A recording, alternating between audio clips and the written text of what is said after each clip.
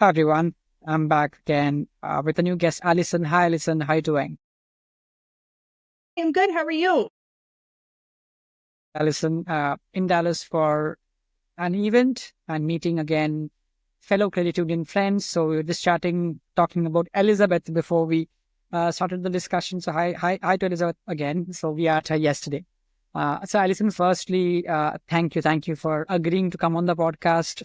Right, there's a podcast that I'm airing from Dallas. I'm traveling for work, but I wanted to do this podcast. We've been planning for some time, and let's make it happen. It was very difficult to schedule to get that schedule in Allison's calendar, given she's really busy. But finally, she's gracious enough to give me a 30-minute slot. So let's use it Of to course. the most of possible. Right now, who's Allison? Allison is the chief marketing officer of Empeople Credit Union, based in a beautiful city of Chicago, a city I love visiting multiple times. As very similar backgrounds as of mine, and hence we gelled up really well. She has close to 15 years of experience in marketing, spent considerable amount of time before people at Great Lakes and Alliant Credit Union based in Chicago. But what commonality we have between both of us is that even she started her marketing career in a marketing agency based in Chicago called Think Link. And I mean that's building ground of Allison, I would say, into marketing. Now, obviously, she has an overarching role which she does at Empeople, not only just marketing, but all things marketing, right? It includes PR to performance marketing, communications, data, automations, literally the entire gamut of marketing. So that's a pretty interesting role that Allison has. Allison, I hope I was able to give a quick introduction about you. I know it's a long one. You've done multiple things across the years, but if you want to add something, feel free to go and add. No, I think you did a great job. But just a couple points of clarification. So I'm based in Chicago, but and people is actually based out of the Quad Cities. We have locations in Wisconsin and out in Maine too, but our headquarters is in the Quad Cities. Our staff is all over the place. That's great. And then in addition to everything that you've shared there, I am also a mom. I have two little kiddos. I have an 8-year-old daughter and a 6-year-old son. And they are a big part of how I spend my time as well. So I'll add that too. Absolutely. Working mamas, it's the most difficult thing for working mamas to get uh, the schedule up to place. It's same for my mother, right? She's been working before I was born, so I can understand how difficult is it. But again, I would say, I respect it, and all of us respect what's working mamas. So you're doing a great job, and Thank you. continue inspiring us going forward, right, with the work you do. Thank you. Absolutely. Exactly. Now piggybacking on the same question and the same interaction. You're a working mother. You lead Mhm. marketing for a relatively larger credit union. Now, family versus professional life. These are two Mhm. distinct things, but still, there's a very fine line, millimeters fine line, right, between professional and personal work and personal life. What keeps you going? I mean, it's not an easy job for sure. No, it's a good question. And it's funny. It's something I've been thinking a lot about recently. So I just turned 40 this past weekend. And so I've been spending a lot of time, as you can imagine, milestone birthday, kind of thinking about like, what does this kind of part of my career start to look like? There's all these very specific milestones that you're supposed to hit, or, in your 20s and in your 30s. They tell you kids and job and marriage and house and all of these things. And I feel like at this point in my life, I'm starting to kind of think about a little bit more. Okay, I've done those things. So now what's next, or what's most important? Like, what do I value most right now? And I think um, a big part of what keeps me going and what keeps me feeling fulfilled is things like this, right? Like leading teams, helping especially other women navigate their careers, and being that person um that they can sort of look to for advice and for help or for support. I think that that's a big thing that keeps me going and keeps me excited, and just kind of watching how I think when I first started in credit unions, I feel like we were kind of, I started at Alliant, and Alliant was making that transition from, branch-based credit union to fully digital, fully online. And so really starting to think about talent differently and thinking about, just organizational structure and all of these things. And so with all of that came a transition in the types of individuals that we were bringing in, myself included. I didn't have a background from a credit union. I came from an agency, and there were a number of people like me that were joining the organization.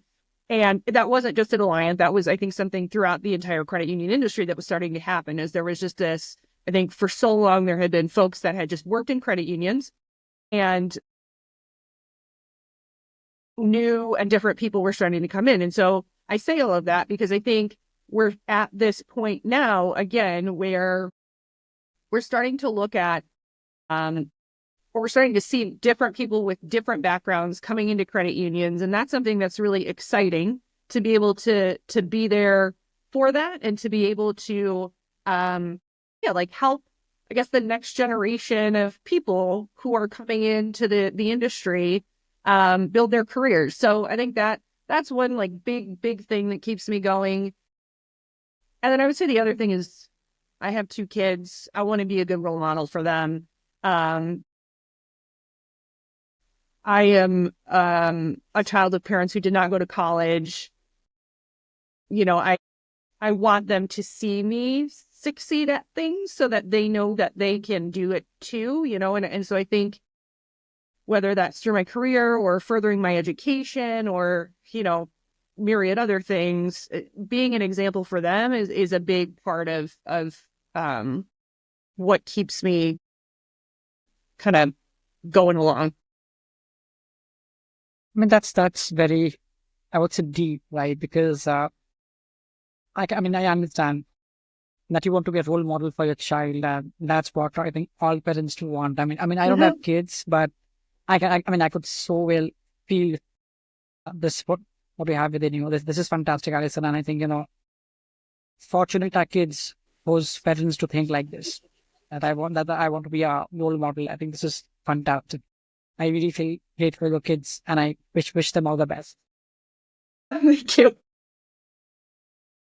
Now, we talked about, Allison, about your current role. You do PR to performance marketing, but I want to hear. My audience wants to hear from maybe from directly coming from you, right? That what that you do at Empeople, and if you can just talk about your role, that might be good. Yeah. So as you said, I'm the Chief Marketing Officer at Empeople. I've been with Empeople only since March, so it's a relatively new organization for me, but I love it. It's a wonderful place to be. So many smart people, so many interesting things happening. It's a great place. And one of my jobs is to try to get the word out about us a little bit more. And so a big part of my role is, building brand awareness through digital as well as through partnerships, sponsorships. So that's a big part of my position. Certainly the overarching marketing strategy and how that relates to the business and driving business outcomes, how that impacts what we need from a marketing technology standpoint, from a data standpoint. So, coming into Empeople, a big part of, what my mandate was, if you will, was to start to position marketing as more of a strategic function within the organization, and not simply, the people you go to for flyers, right? And so that's been a big part of what I've been focused on coming in, is getting the right people in the right roles, making sure we have the right roles, making sure we have the right agency partners, to help us realize this vision of being more of a strategic engine within the business. And so that kind of developing that overarching marketing strategy, the kind of product strategies that fall out of that, product marketing strategies that fall out of that, performance marketing, acquisition, and then communications, just the ongoing communications that need to happen to our members, and, prospective members. We just acquired a bank up in Wisconsin. And so obviously with that, there's been a lot of communications that need to go along with that. But yeah, I would say anything marketing, communications, performance marketing, marketing technology kind of falls into my wheel. And I'm grateful to have a really awesome team that really, really knows their stuff and allows me to do some of that more strategic work that I feel like you don't always get a chance to do in smaller organizations. I mean, Empeople is a big credit union, but, we only have, 200 some employees. And so with that can come a lot of just, in the weeds work, which I do and I enjoy, but I have a really competent team of people who allow me to do some really interesting and fun things. And so I'm loving my time here for sure. That's great to hear, Allison. Right. Now you hinted upon performance marketing. Today's marketing, anything has to be measured. Gone are the days of brand awareness and gone are the days where people come to marketing team for a flyer.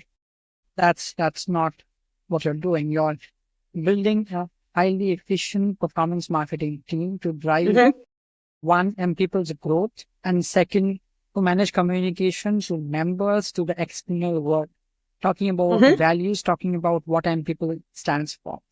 Now, using data is definitely, I would say, one of the center stages of marketing nowadays. It's more of data analytics than just qualitative marketing. It's very quant now, right? So you talk about how are you doing performance marketing at MPP and what's your vision?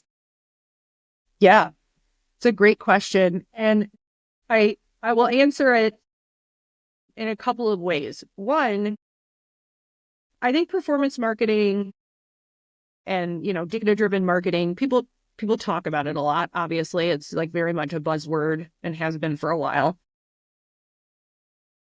But what's required to be successful at performance marketing, data-driven marketing is that more overarching marketing strategy and business strategy to align to. Because just looking at metrics and how have you performed, year over year is great and it's helpful. But if you don't know what you're driving toward, measuring things isn't that useful. And so I think that's one of the things that gets lost sometimes in the conversation around performance marketing is it's not just about driving leads and members and accounts. Obviously, that's the desired outcome of performance marketing is the performance part. But it's so important to have that overarching strategy and those metrics against which you're gauging your success. And so I think to get back to your question of how are we doing that at Empeople, I think that's one of the things that really excited me about coming here is the ability the access to data. We have a fantastic data and analytics team, and we have a breadth and depth of data that I hadn't seen before in-house. And so that was really, really exciting to see that structured in a way that was useful right off the bat. And then, of course, we have the tools, the Power BI and data warehouse and all of these things that, I'm so grateful that we have because it makes my job a lot easier. And so I think, when it comes to how do we do performance marketing, it's one, we've been very thoughtful about who are our target audiences. We've done a lot of research to determine where are they, what are they doing.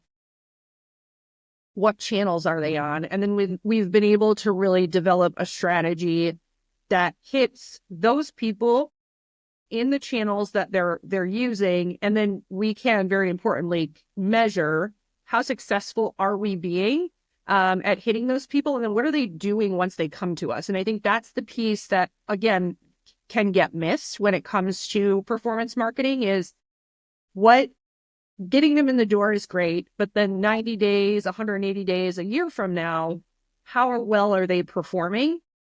And so we also are able to slice and dice our data in such a way that we can actually measure, okay, they've come in through this channel or through these, through these campaigns.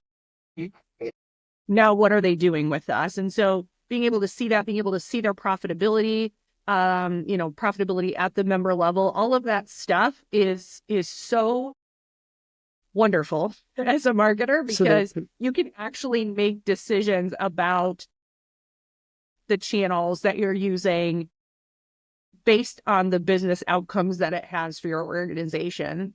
There can be,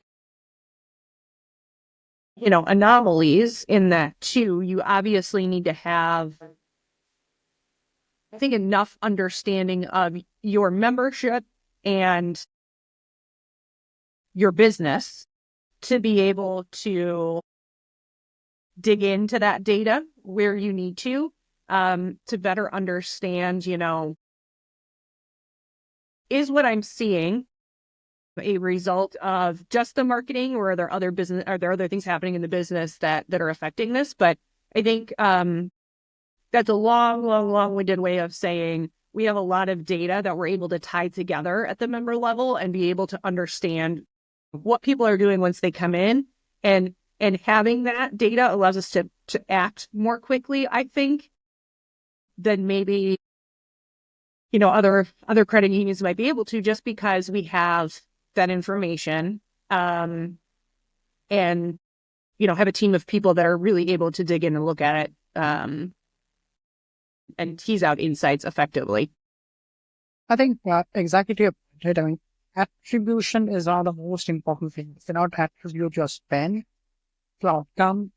That's when the soupy problem starts. You cannot quantify or justify ROI, because at the end of the day, again, it is the ROI that talks about marketing, and that's a really, really important measure, right? Yep. So, it's great, Allison, to hear that you are actually, I would say, doing best practices. You're getting best practices done. You're forming a team out there.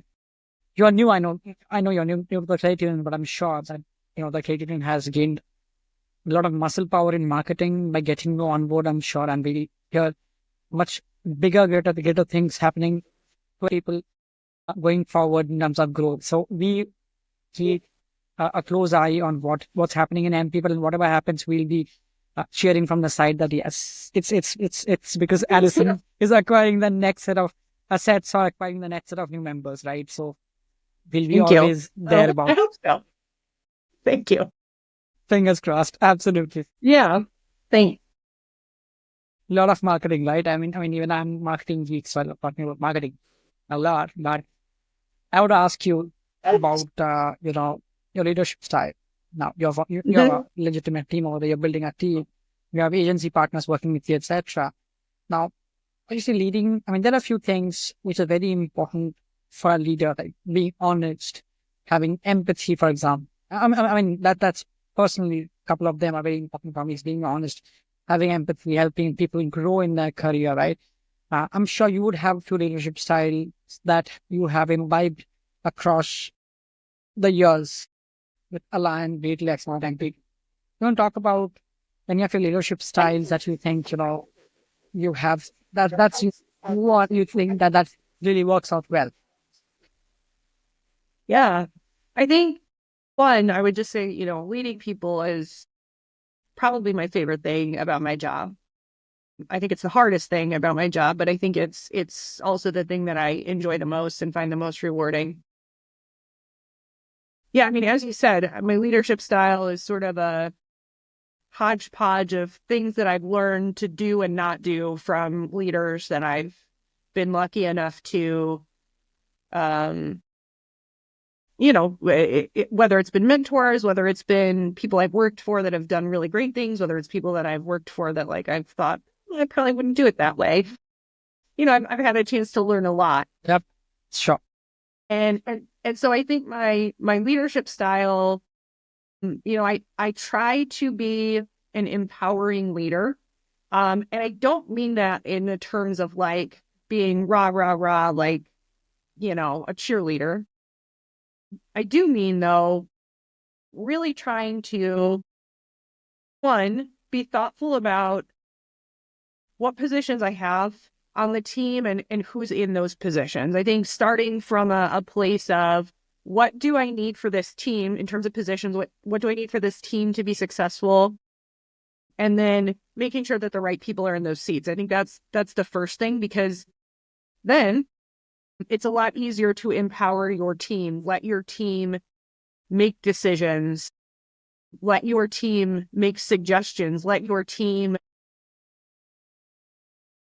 correct you and give you different, maybe make you think about things in new and different ways. Yep, And so I try definitely. to, I really try to empower my team to make decisions, to, you know, come to me with ideas, suggestions of how we can do things better. I think you mentioned honesty, and I think to empower your people and to empower your team, you need to be as transparent as possible and give them the most information that you can, within reason. I mean, there's certain things as a leader you end not being able to share with your team, but certainly if you want to empower your team to make decisions, they need information in order to do that. They That's need to it. know. Yeah, exactly. And so I try to make sure that I connect my team to the business. I encourage them to be really plugged into what's going on outside of marketing, what's going on in other business units, have regular one-on-ones with other members of the organization. And so, yeah, I would describe my leadership style as generally trying to be empowering and also being very direct about expectations. It doesn't do anybody any good to mince words, It or doesn't. be or to be overly, Absolutely. you know, to be overly precious about what you want to do. I think just being direct and honest and really supporting your people in growth and making those decisions, I think is super important. So that's what I try to do. I think that's a place that I've grown a lot, over time. I think as a new leader, when you're just getting started, you really think about the tasks, you think about the work getting done. You want to make sure that people are delivering the work that they said they would. And that's obviously that never goes away. You still want that. But I think as you move up and as you learn, as you lead leaders of others and you lead more, seasoned individuals, it becomes less about getting the work output that you expect, because that's sort of table stakes. And it becomes more about helping them become the professionals that they want to become and that the organization needs them to become. And that's the part that I think is most rewarding, but also probably the Yeah. most challenging. No, that's very important, right? You ended on a note of, at the end of the day, helping people grow, making a specific career out of someone, as well as marrying them with organizational goals. If you can do that, you can be a better leader, right? I mean, absolutely. Mhm. So if I were to ask you a question, Alison, if you were to advise yourself, maybe 15 years back in your career, right? Is there anything different that you would have done, or any specific advice that you would have for a 15-year earlier Allison, new into marketing? Yeah, I think I don't like to look back and think about what I would have done differently, because I don't think that's particularly helpful. But I do definitely think I've learned some things that I would definitely advise other people getting started or looking to move up in their career to do.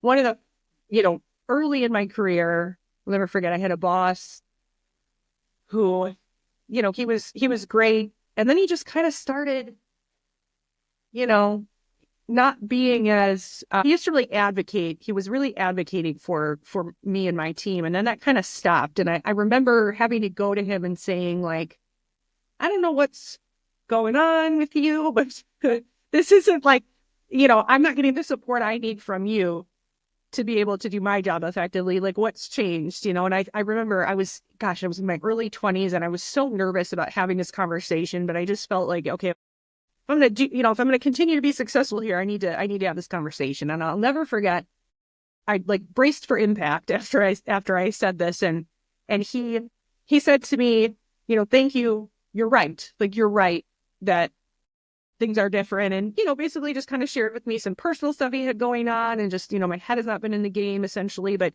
he said to me, you're right to have expectations of your leadership. And I carried that with me my whole career. Like, you as a person, whether you're just starting out or whether you're 10 years, 15 years in, like, you should have expectations of your leadership. And if they're not meeting, just like you, if you're not meeting expectations, somebody's going to talk to you. And similarly, if your leadership is not meeting expectations, if you need things from your leadership that you're not getting, you have to tell them. They're not Yeah, going to know if you don't tell them. So I absolutely. think that's having that confidence and having that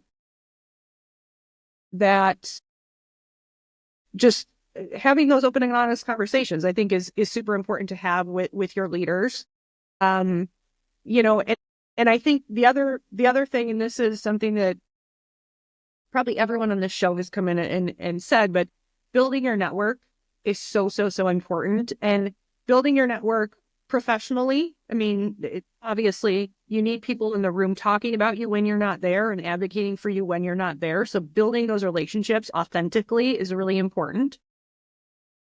But I think as a woman and, somebody as a woman who's looking to kind of move up in their career, or as a parent, honestly, looking to move up in your career, building a network of people outside of work is also really important. You need that support system to help you. The number of times, so we don't have, grandparents or things like that are really around, so we've had to build a network of people, whether that's through, paying for that, babysitters, nannies, or whether that's through just friends in the neighborhood. I need somebody I can call to, hey, can you grab my kid from school today? Or, hey, can they walk to choir with you because I have an early morning meeting. These are things that I didn't think about until, long after I'd had children. And so I think, if you are a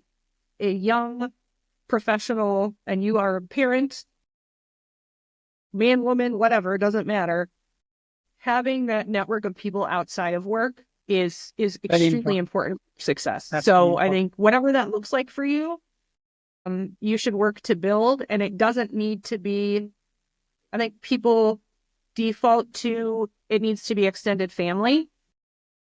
And that's not always the case. I mean, you can have that network and build it for yourself, even if you don't have that extended family around you. You can still build that, and it will be critical for your success. So I would say, certainly spend time, energy, and effort outside of work building your network, just as you would in the workplace.